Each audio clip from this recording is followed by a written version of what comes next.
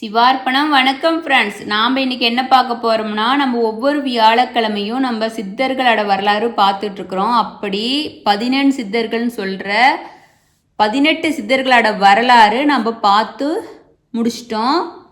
இன்னைக்கு 19வது சித்தராக காக புஜண்டர் சித்தர் வரலாறு பார்க்க போகிறோம். நம்ம இருக்கிறதுலையே எல்லா சித்தர்களோட வரலாறையும் பார்த்துடலாம். நமக்கு அப்பா சிவபெருமானு யாரை பார்க்க சொல்கிறாரோ அவங்களோட புராணங்களை நம்ம பார்க்கலாம். சித்தர்கள் அப்படின்னாவே சித்தி பெற்றவங்க, சாகா வரம் பெற்றவங்க அப்படின்னு அர்த்தம். இப்படி மாபெரும் சித்தர்களில் பாரம்பரியத்தில் வந்த சித்தரில் மிகவும் சிறப்பு மிக்கவராக காக புஜண்டர் சித்தர் இருக்கிறாரு. இவருக்கு இந்த பிரபஞ்சம் இருக்கிற வரைக்கும் அழிவே கிடையாதுன்னு நம்ம அப்பா சிவபெருமானால் உருவாக்கப்பட்ட சித்தர்களுக்கெல்லாம் சித்தரா காக புஜண்டர் இருக்கிறாரு. காக புஜண்டர் காக ரூபத்தில் அவர் எல்லா இடத்துக்கும் போவார் வருவார். புராணத்தைப்படி கிபி 7ஆம் நூற்றாண்டில் வாழ்ந்ததாகவும் இவரோட பாடல்களை இவரே குறிப்பிட்டிருக்கிறாரு. காக புஜண்டர் பிறந்த நட்சத்திரம் ஆலிய நட்சத்திரம். காக புஜண்டர் பல பிரளயங்களை பார்த்தவர். இந்த உலகம் அழிஞ்சு மறுபடியும் உலகம் புது உலகம் உருவாகும் போதும் காக புஜண்டர் சித்தர் வாழ்ந்துகிட்டு இருக்கிறாரு. உலகம் அழியுதுன்னா அவர் காகம் உருவம் எடுத்து மேலே பறந்துருவார். அவிட்ட நட்சத்திரமாக வானத்தில் ஜொலிப்பார். மறுபடியும் உலகம் உருவாகும்போது காக ரூபத்தில் உலகத்துக்கு வந்துடுவார். எல்லா சித்தர்களுக்கும் ஞானத்தை கொடுத்தவர். காக புஜண்டரோட வரலாறு 2 விதமாக சொல்கிறாங்க. என்னன்னா, ஒன்று, பல 100,000 ஆண்டுகளுக்கு முன்னாடி வாரிசி அப்படின்னு ஒரு முனிவர் வாழ்ந்துகிட்டு இருக்கிறாரு. அந்த முனிவர் மீது ஒரு கணவனை இழந்த பெண்ணு ஆசைப்படுறாங்க. கணவனை இழந்த நிலையில வேறொருவர் மேல அந்த பெண்ணு ஆசைப்பட்டதுனால அந்த முனிவருக்கு கோபம் வந்து வயிற்றுல ஒரு குழந்தை பிறக்கணும் அப்படின்னு சபிச்சிடுறாரு. கணவனை இழந்த அந்த பெண்ணு கர்ப்பமாயிடுறாங்க. அந்த பெண்ணாட வயிற்றிலிருந்து பிறந்த குழந்தை பிற்காலத்தில் காக புஜண்டர் அப்படின்னு சித்தரா மாறினாரு அப்படின்னு ஒரு வரலாறு இருக்கு. இன்னொரு வரலாறு, தேவலோகம் அப்படின்னாவே எப்பவுமே பரவச நிலை தான் இருக்கும். பாட்டு, நடனம், கேளிக்கை, ஆனந்த களிப்பு இப்படி எங்கும் நிறைஞ்சிருக்கும். நாம் இறந்தவனா கூட நரகம் சொர்க்கம் அப்படின்னு 2 இருக்கும்போது நரகத்துக்கு போனால் எப்படி இருப்போம், சொர்க்கத்துக்கு போனால் தேவலோகம் போவோம். அங்கே எப்போதுமே ஹாப்பியாக இருப்போம், சந்தோஷமாக இருப்போம்னு சொல்லுவோம் இல்லையா, அதுதான். அப்படி தேவலோகத்தில் ஒரு சமயம் சிவபெருமானும் பார்வதி அன்னையும் தேவகணங்களும் பறவைகளும் நிறைஞ்சிருந்த சபையில் எல்லாரும் சந்தோஷமாக இருக்கிற நேரத்தில் அங்கே இருக்கிற தேவலோகத்தில் இருக்கிற அனைத்து உயிர்களும் மகிழ்ற வண்ணம் பிரம்மாண்டமான ஒரு நடன நிகழ்ச்சி நடந்துக்கிட்டு இருக்குது. பாடலுக்கும் தாளத்துக்கும் ஏற்ப நம்ம பார்வதி அன்னையோட கணங்கள் நடனமாடிக்கிட்டு இருந்துச்சு. அப்போ அங்கிருந்த அன்னப்பறவைகளும் அவங்களோட சேர்ந்து நடனமாடுச்சு. சிவபெருமானும் நம்ம அன்னை பார்வதி சாமியும் இந்த நடனத்தை பார்த்து மகிழ்ச்சியோட இருக்கிறாங்க. அந்த சமயம் சிவபெருமான் தலையில சந்திரனை சூடியிருப்பார் இல்லையா, அந்த சந்திரன் கலையிலிருந்து ஒரு கலை காகமா உருவெடுத்து அங்கிருந்து அன்னப்பறவையில பார்க்குது. பார்த்ததையும் ஒரு அன்னப்பறவை மேல அந்த காகத்துக்கு ஆசை வந்துடுது. அந்த அன்னப்பறவை கிட்ட போய் கேட்குது, நீ நானும் சேரலாமா அப்படின்னு சொல்லிட்டு. அந்த அன்னப்பறவையும் சரின்னு சொல்லிட்டு காகமும் அன்னப்பறவையும் சந்தோஷமா சேர்ந்து இருக்கிறாங்க. அந்த அன்னப்பறவை அப்பவே கர்ப்பமாயிருது. கர்ப்பம் அடைஞ்ச அன்னப்பறவை 21 முட்டைகளை இட்டுச்சு. அதிலிருந்து 20 முட்டையில அன்னப்பறவை வந்துச்சு. ஒரு முட்டையில மட்டும் காகம் வந்துச்சு. அந்த முட்டையில இருந்து வந்த காகம் மனித ரூபமா எடுத்துச்சு. அதுதான் காக புஜண்டர் அப்படின்னு சித்தரா மாறுச்சு. அதனாலதான் நினைத்த நேரத்துல நினைத்த இடத்துல காகமா மாறும் சக்திய காக புஜண்டர் சித்தர் பெற்றிருந்தாரு. காக புஜண்டரு எப்படி அழியா வரம் பெற்றாரு அப்படின்னா, காக புஜண்டரு ரொம்ப சிவபக்தரு. சிவனை தவிர்த்து வேற எந்த சாமியும் வழிபாடு பண்ண மாட்டாரு. சிவனை தவிர அவர் வேற எதுவுமே அவரு அறியாதவர். காக புஜண்டரு எங்கும் சிவம் எதுலையும் சிவம் அப்படின்னு வாழ்ந்துட்டு இருக்கிறாரு. அவரோட பக்திய உலகத்துக்கு உணர்த்தணும்னு நம்ம அப்பா சிவபெருமானு நினைக்கிறாரு. சிவபெருமான் அப்பாவோட திருவிளையாடல் ஆரம்பமாகுது. என்னன்னா, காக புஜண்டருக்கு குரு இருக்கிறாரு. காக புஜண்டரோட குரு மகாவிஷ்ணுவையும் வணங்குறவரு. அதனால அவரு காக புஜண்டர்கிட்ட சொல்றாரு, நீ மகாவிஷ்ணுவையும் வணங்கு அப்படிங்கிறாரு. ஆனா காக புஜண்டரு மறுத்துறாரு.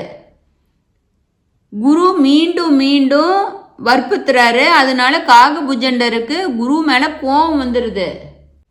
ஒரு டைம் சிவபெருமான வழிபாடு செஞ்சுக்கிட்டு இருக்கிறாரு காக புஜண்டரு. அந்த சமயம் குரு வர்றத பாக்குறாரு. ஆனா பார்த்தும் பார்க்காத மாதிரி இருந்துகிட்டு சிவபெருமான மட்டும் வழிபாடு பண்ணிட்டு இருக்கிறாரு. இதனால சிவபெருமானுக்கு காக புஜண்டர் மேல கோபம் வந்துருது. குருவுக்கு மரியாதை செய்யாதவன் எனது பக்தனா இருக்கிறதுக்கு தகுதி இல்லை. நீ இதுவரைக்கும் ஜபிச்சுக்கிட்டு வந்த மந்திரத்தோட பலனெல்லாம் நீ இழந்துருவ. திருமாலை மதிக்கிறபடி குரு சொன்னதை நீ செஞ்சிருக்கணும். நீ கோபப்பட்டு குருவிட்ட மரியாதை இல்லாத நடந்துகிட்ட.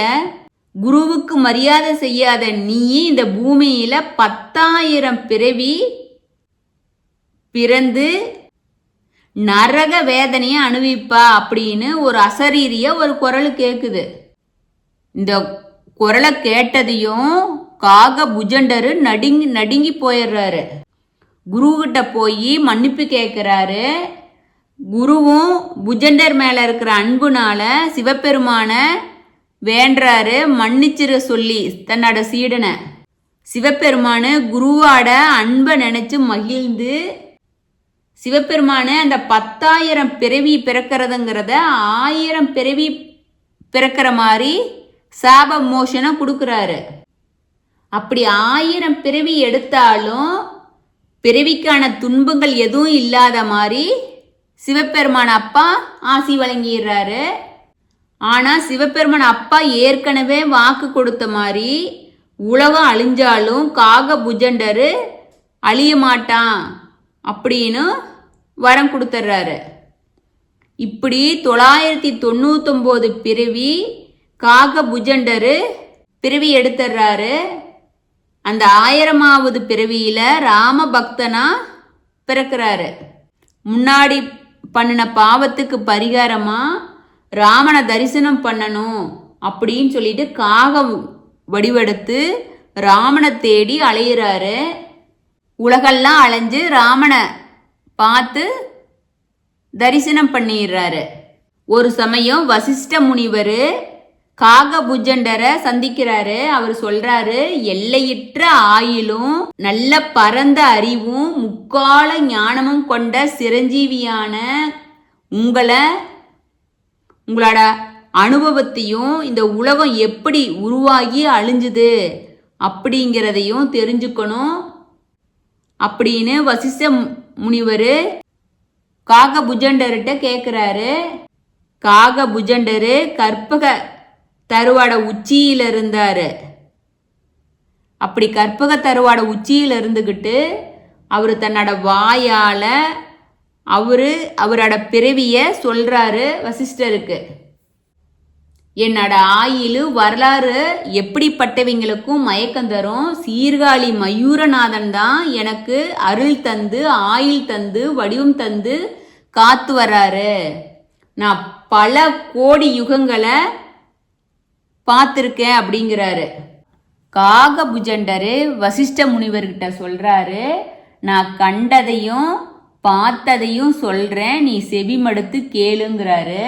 மயூரநாதனை தரிசிக்கிறதுக்கு நம்ம பார்வதி அன்னை மயில் வடிவம் எடுத்து வந்தாங்க. மயூரம் பூஜை செஞ்சதை நான் பார்த்துருக்கிறேன். 5 தலைகளோட மயூரம் சிவபூஜை செஞ்ச பிரம்மதேவனையும் நான் பார்த்துருக்கிறேன். நடுத்தலை இழந்த பிரம்ம ஒரு தலை கொய்யப்பட்டு நான்முகன் ஆனதையும் நான் பார்த்துருக்கிறேன். தேவர்கள் பார்க்கடலை கடைஞ்சதையும் நான் கண்ணார பார்த்துருக்கிறேன். உலகம் தோன்றிய காலத்துல பூமி, சூரியன், சந்திரனோட தோற்றத்தையும் நான் பார்த்துருக்கிறேன். இரண்யச்சன் பூமியை எடுத்துக்கிட்டு போகும்போது நம்ம மகாவிஷ்ணு வராக அவதாரம் எடுத்து பூமியை மீட்டதையும் நான் பார்த்துருக்கேன். பார்க்கடலை கடைஞ்சதையும் சிவபெருமான ஆழகால விஷத்தை அருந்ததையும் நான் பார்த்துருக்கிறேன். நம்ம சிவபெருமான் அப்பா முப்புறம் எரிச்சதையும் பார்த்துருக்கிறேன். விஷ்ணுவோட 10 அவதாரங்களையும் பார்த்துருக்கிறேன். உலகம் பலமுறை அழியும் போது நான் அதை உச்சியிலிருந்து பார்த்துருக்கிறேன் அப்படின்னு காகபுஜண்டர் சொல்றாரு. மீண்டும் இந்த பிரபஞ்சம் தோன்றியதையும் நான் பார்த்துருக்கிறேன் அப்படின்னு சொல்றாரு. வசிஷ்டரு அவரோட சித்திகளை நினைச்சு அவர் பாதத்தில் விழுந்து ஆசீர்வாதம் வாங்குறாரு.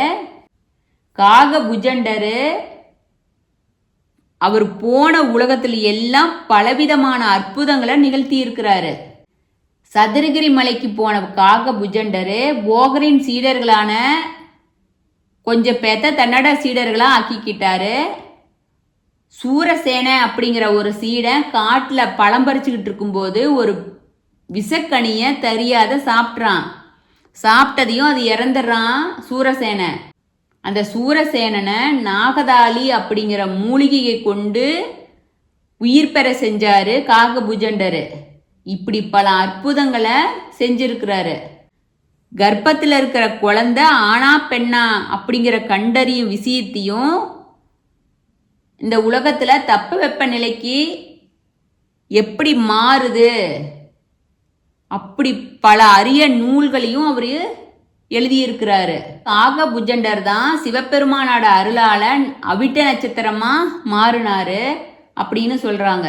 காகபுஜண்டரு தமிழ்நாட்டில் மயிலாடுதுறை அப்படிங்கிற ஊர்ல இருக்கிற மயூரத்துல பிறந்ததாக கருதப்படுறாரு. மயூரநாதன் அருளால தான் சாகாவரம் பெற்று காகமா பல ஆண்டுகள் வாழ்ந்தாரு. மயூரநாதர் அப்படி வரம் கொடுத்திருக்கிறாரு. காகபுஜண்டரு காக்கை வடிவில் இருந்துகிட்டு பாடல்கள் பாடியதா இவரே தன்னோட பாடல்கள்ல குறிப்பிட்டிருக்கிறாரு.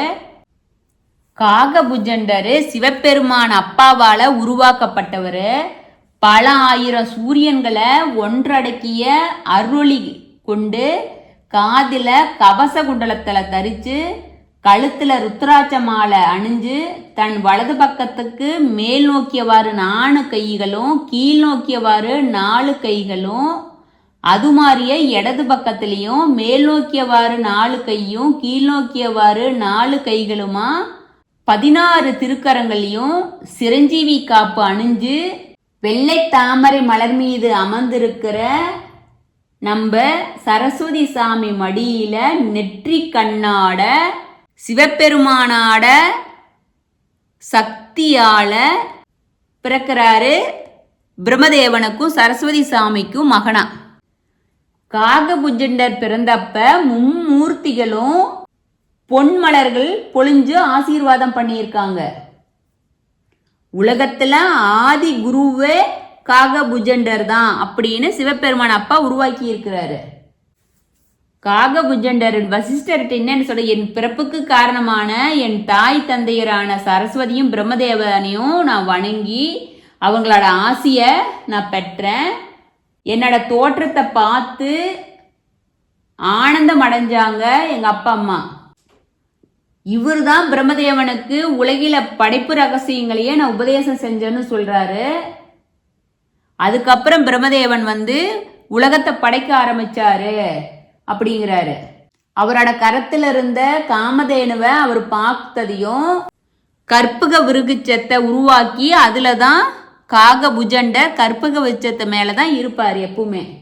அந்த கற்பக விருட்சத்து மேல இருந்து 33 தேவர்களுக்கும் 88,000 முனிவர்களுக்கும் கிண்ணர்களுக்கும் கிம்புருடர்களுக்கும் சித்த வித்யாதர்களுக்கும் அட்டவசுகளுக்கும் அட்டதிக்கு பாலகர்களுக்கும் நவகிரகங்களுக்கும் காவல் தெய்வங்களுக்கும் பஞ்சபூதங்களுக்கும் அது இல்லாத பல கோடி சித்தர்களுக்கும் இவரு ஒவ்வொரு காலகட்டத்தில் எல்லாத்துக்குமே இவர் தான் உபதேசம் செஞ்சிருக்கிறேன் அப்படின்னு சொல்றாரு.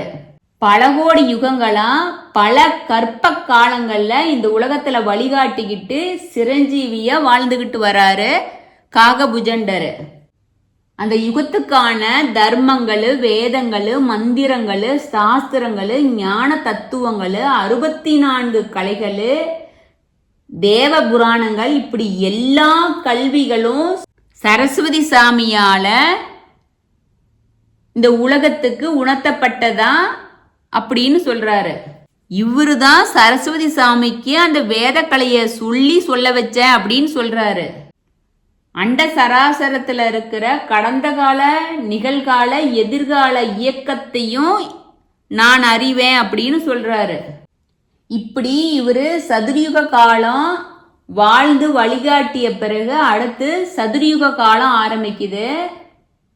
அந்த 2வது சதுர்யுக காலத்துல இந்த உலகத்துல வீரத்தை நிலைநிறுத்தத்தையும் தர்மத்தை அடிப்படையாக கொண்டு அந்த உலகத்துல இருக்கிற வாழறதுக்காக அதர்மம் அழியறதுக்காக வேண்டி கைலாயத்துல நம்ம பார்வதி அன்னையாட சிவபெருமான வீட்டில் இருக்கிறாங்க. அப்ப பெருமான் அப்பாவை தரிசனம் பண்ணணும்னு சொல்லிட்டு சம்பு முனிவர் பலகாலம் தவம் இருக்கிறாரு.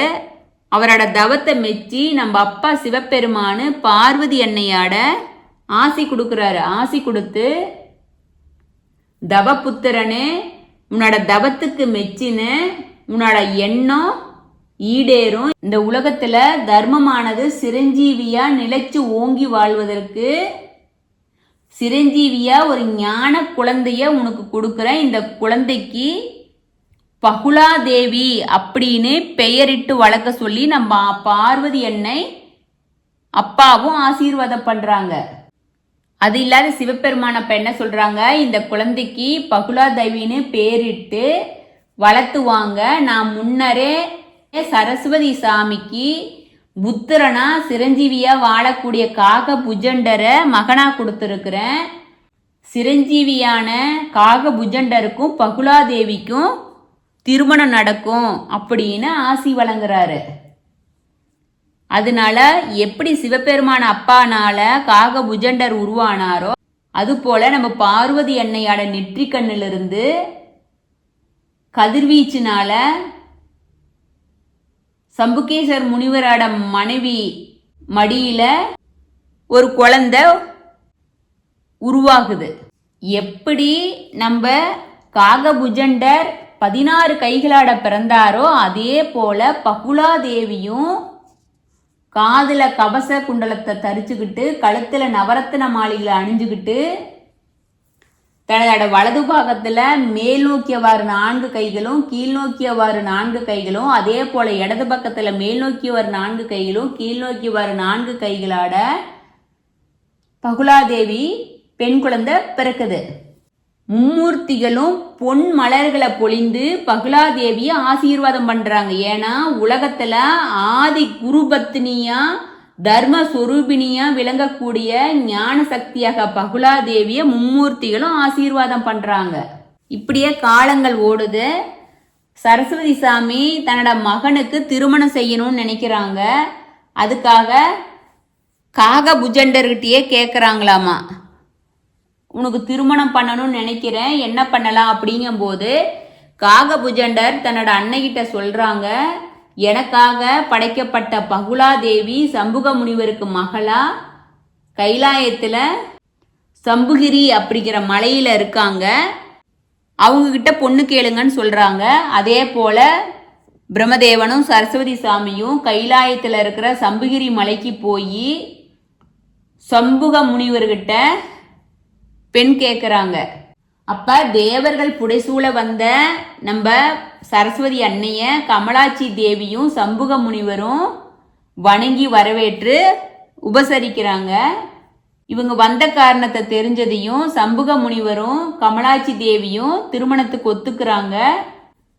தை மாசம் திங்கக்கிழமை பூச நட்சத்திரத்துல மீன லக்கணத்துல சுக்கிர வாரத்துல பஞ்சமி திதி கூடிய சுபயோக சுபதினத்துல நம்ம பார்வதி அன்னையும் நம்ம சிவபெருமான் அப்பாவும் அரசாட்சி செய்யற திருக்கைலாயத்துல தேவ சபையில காகபுஜண்டருக்கும் பகுலாதேவிக்கும் தேவர்கள் ஆசி வழங்க, மும்மூர்த்திகளும் ஆசி வழங்க திருமணம் நடந்துச்சு அப்படின்னு சொல்றாரு காகபுஜண்டர். அது இல்லாத நம்ம சிவபெருமான் அப்பாவும் உமாதேவியும் காகபுஜண்டரையும் பகுலாதேவியும் அணைச்சு 2 வடாட நெற்றி கண்ணிலும் முத்தமிட்டு சிவசக்திகளான அவங்க 2 பேரும் இவங்களுக்கு ஆசி வழங்குறாங்க. காகபுஜண்டர் சொல்றாரு, அவரோட வலது பக்கத்துல கற்பக விருட்சத்துல மேல அமர்ந்து 2 பேரும் இந்த உலகத்துல அருளாட்சி வழங்கிட்டு இருக்கிறோன்னு சொல்றாங்க. காகபுஜண்டருக்கும் பகுலாதேவிக்கும் ரோமச முனிவர் அப்படிங்கிற ஒரு மகன் பிறக்கிறாங்க. காகபுஜண்டர் சொல்றாரு, ஒரே நேரத்துல பல்லாயிரம் உயிர்களுக்கும் வெவ்வேறு உலகங்கள்ல வெவ்வேறு இடங்கள்ல வெவ்வேறு ரூபங்கள்ல தெய்வீக சக்திய எல்லா உயிர்களுக்கும் வழிகாட்டும் தெய்வீக சக்திய படைச்சவன் நானு. ஏன்னா எனக்கு சிவபெருமான அது மாதிரி சக்தியை கொடுத்திருக்கிறாரு. இந்த உலகத்துல ஆதி குருவே நான் தான். நான் அகார பீடத்துல உட்கார்ந்துகிட்டு இந்த உலகத்துல அருளாட்சி செஞ்சுக்கிட்டு வர்றேன். எப்படி அகரத்தை அடிப்படையா கொண்டுதான் எழுத்துக்கள் வாழ்வதை போல அகார பீடத்தை கொண்டுதான் குருவர்ல அடிப்படையாக கொண்டுதான் இந்த உலகத்தில் இருக்கிற உயிர்கள் எல்லாம் வாழ்ந்துகிட்டு இருக்குது. இந்த உலகத்தின் ஆதி குருவே நானுன்னு சொல்றாரு.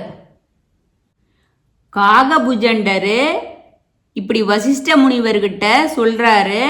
காகபுஜண்டரு கடைசி காலத்துல திருச்சிக்கு பக்கத்துல இருக்கிற உறையூர்ல கழித்ததாகவும் அங்கேயே சமாதியானதாகவும் சொல்றாங்க. இன்னொன்னு சீர்காழிக்கு பக்கத்துல இருக்கிற திருமணஞ்சேரியிலையும் காரைக்காலுக்கு பக்கத்துல இருக்கிற திருமலை ராயன் பட்டினத்திலும் திருப்பதிக்கு பக்கத்துல இருக்கிற திருக்காளகஸ்திரியிலும் கள்ளக்குறிச்சிக்கு அருகே இருக்கிற தென் பொன் பரப்பியிலும் திருச்சிக்கு அருகே இருக்கிற உறையூரிலும் காகபுஜண்டர் அருளாசி வழங்கிட்டு இருக்கிறாரு. காகபுஜண்டருக்கு 16 பேர்களால அழைக்கப்பட்டாரு. காக்கை வடிவுல இருக்கும் சித்தருங்கிறதுனால காகபுஜண்டன், கையில பாம்பாட காட்சி தந்ததுனால நாகபுஜண்டன், கையில யோக ரகசியங்களை அருளும் மந்திரக்கோளுல காட்சி தந்ததுனால யோகபுஜண்டன், கையில பல தெய்வீக அம்சங்களை கொண்டு காட்சி தந்ததுனால புஜங்கன், அனைவருக்கும் கருணையாட உதவி செய்யறதுனால புஜண்டி, எல்லாத்துக்கும் பிடித்தமான காக உருவமா இருக்கிறதுனால காக்கையன், நாகங்களுக்கெல்லாம் சித்தராய் இருக்கிறதுனாக நாகேந்திர முனி, மனுவிற்கு உபதேசம் செஞ்சதனால மனுவாக்கியன், முக்காலமும் உணர்ந்து அமிர்தமாய் அறிவை வழங்குறதுனால காலமிருந்தன், அழிவில்லாத சித்தருங்கிறதுனால சிரஞ்சீவி முனி, கையில மை வைத்து முக்காலம் உரைப்பவர்தனால அஞ்சனாமூர்த்தி, கற்ப மரத்த அடியில வசிக்கிறதுனால கற்ப விருச்சன், அனைத்து உயிர்களுக்கும் நன்மை மட்டும் செய்யறதுனால நற்பவி, பிரம்மன் விஷ்ணு அது இல்லாத சிவபெருமானுக்கு குருவா விளங்கியதனால பிரம்மகுரு,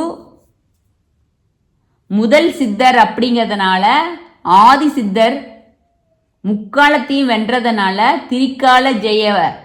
இப்படின்னு காகபுஜண்டருக்கு 16 பேர்கள்.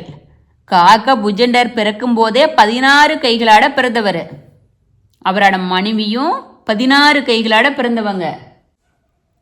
காகபுஜண்டர் வசிஷ்ட முனிவர்கிட்ட சொல்றாரு, அன்பு சீடனே, நான் இதுவரைக்கும் சொல்லியதை என் தெய்வீக வரலாற்றை நீ மிகவும் பணிவுடன் கேட்ட. பகுலாதேவியோட உடனுரை காகபுஜண்டனாகிய என் வரலாற 16 குரு பேர்களோட உமக்கு குறைவின்றி கிடைக்க ஆசீர்வாதம் பண்றேன் அப்படின்னு ஆசீர்வாதம் பண்றாரு வசிஷ்டருக்கு. காகபுஜண்டரோட மூல மந்திரம் 2 வகையா இருக்குது. கர்ம சித்தி மூல மந்திரம், அது இல்லாத ஞான சித்தி மூல மந்திரம் அப்படின்னு. உலக இன்பங்களை பெறறதுக்கு கர்ம சித்திரி மூல மந்திரமும், ஞான இன்பங்களை பெறறதுக்கு ஞான சித்தி மூல மந்திரமும் இருக்குது. காகபுஜண்டரோட கர்ம சித்திரி மூல மந்திரம் என்னன்னா, ஓம் க்ளேம் ஸ்ரீம் ஸ்ரீ மகுலாதேவி சமேத ஸ்ரீ காகபுஜண்ட மகரிஷி பியோம் நமக நமக வசிய வசிய ஸ்ரீ பாதுகா பூஜையாமே தர்ப்பயாமே அப்படிங்கிற மந்திரத்தை 9 தடவை சொல்லுங்க. நீங்க வாழ்க்கையில இன்பத்தை அனுபவிக்கணும்னா, ஞானத்தை அனுபவிக்கணும்னா, காகபுஜண்டரோட ஞான சித்தி மூல மந்திரம் என்னன்னா, ஞானானந்தமயம் தேவம் நிர்மல ஸ்படிகாக்கிருதம் ஆதாரம் சர்வ வித்யானாம் காகபுஜண்டம் பாஸ்மகே அப்படிங்கிற மந்திரத்தை 9 தடவை சொல்லுங்க. காகபுஜண்டர் வசிஷ்ட மாமுனிய ஒரு சீடரா ஏத்துக்கிட்டு தான் அவரோட வரலாற்றை அவரே சொல்றாரு. ஏன்னா இவர் தான் ஆதி சித்தர் அப்படிங்கிறதுனால இவர வரலாற்றை யாருக்கும் தெரியாது. அவரே தன் வாயால சொன்னதுனால தான் நமக்கு இது தெரிஞ்சது. சில நூல்களில் பதிப்பில் என்ன இருக்குன்னா, வசிஷ்டர்கிட்ட எப்படி அவரோட வரலாற்றை சொன்னாரோ அதுபோல சில நூல்களில் அவர் கோரக்கர் சித்தரை தன்னோட சிஷியரா ஏத்துக்கிட்டு கொல்லிமலையில அவரோட வரலாற்றை சொன்னாரு அப்படின்னு இருக்கு. அது கோரக்கர் சித்தர் அவர் எழுதிய நூல்ல குறிப்பிட்டிருக்கிறாருன்னு சொல்றாங்க, வசிஷ்டர் எழுதியிருக்கிறாங்கன்னு சொல்றாங்க. இப்படி புராணங்கள் பலவிதமா சொல்றாங்க. நம்ம 2 குறிப்பையுமே நம்ம இங்க பதிவு பண்றோம். காக ரூபத்திலேயே நிறைய நூல்களை பாடியிருக்கிறார். அது என்னன்னா, பெருநூல் காவியம் 1000, ஞான காவியம் 33, மெஞ்ஞான விளக்கம் 80, உபநிடதம் 32, சூத்திரம் 500, ஞானக்குரல் 19, நாடி ஜோதிடம் அப்படின்னு காகபுஜண்டரோட நூல்கள் இவையெல்லாம். அண்ட சராசரங்களையும் படைச்சு காத்து ரச்சிக்கின்ற நம்ம அப்பா சிவபெருமானு உமா மகேஸ்வர ரூபம். அவரு தான் தன் சொரூபமா படைக்கப்பட்ட மும்மூர்த்திகளான பிரம்மா விஷ்ணு ருத்ரன் 33 தேவர்களையும் 88,000 முனிவர்களும் நவகோடி சித்தர்கள் கிண்ணர்கள் கிம்புருடர்கள் காந்தவர்கள் சித்த வித்யாதரர் எட்டரசர் அட்டதிக்கு பாலகர்கள் 8000 வகையான கொண்ட உயிரினங்கள் எல்லாத்துக்கும் முக்கால வழிகாட்டுகளையும் செய்வதற்கு சிரஞ்சீவியான சித்தரா ஸ்ரீ காகபுஜண்டரை இந்த உலகத்துல படைச்சாரு அப்படின்னு நம்ம பார்த்தோம். இப்படி காகபுஜண்டரோட வரலாற கேட்ட எல்லா அடியார்கள் சிவ அன்பர்கள் சித்தர்கள் மேல் பேரன்பு கொண்டு சித்தர் வழியில் நடக்கிறவங்க சிவபக்தர்கள் இல்ல மற்ற எல்லா பக்தர்களுக்கும் அன்பர்களுக்கும் காகபுஜண்டர் சித்தரோட அருளும் அருளாசியும் கிடைக்கணும்னு நம்ம சிவார்ப்பணம் 6161 சேனல் வேண்டிக்கிறோம். இப்படி சித்தர்களோட வரலாற நாம் காதுல கேட்டாலும் சரி, கண்ணால நம்ம படிச்சாலும் சரி, நாம் எந்தெந்த பிறவியில நம்ம செஞ்ச பாவங்கள் நம்ம தெரிஞ்சோ தெரியாமலோ, நம்ம தெரிஞ்சு செய்யறது ஒரு பாவம்னா நம்ம தெரியாத செய்யறது எத்தனையோ பாவங்கள் இருக்கும். அந்த பாவங்கள் எல்லாம் விலகும் அப்படிங்கிறது ஐதீகமாக இருக்குது. உங்களுக்கு டைம் இருந்துச்சுன்னா சித்தரோட சமாதிக்கு போய் வழிபாடு பண்ணுனா எல்லாம் நல்லதே நடக்கும், தோஷங்கள் குறையும். இதுவரைக்கும் நாம் காகபுஜண்டர் சித்தரோட வரலாறை பார்த்தோம். இது நம்ம அப்பா சிவபெருமான் கருணையை தவிர்த்து வேற ஒன்றும் கிடையாது. அவரோட வரலாற்றை நம்ம அப்பா சிவபெருமான் பாதத்திலே ஒப்படைக்கிறோம்.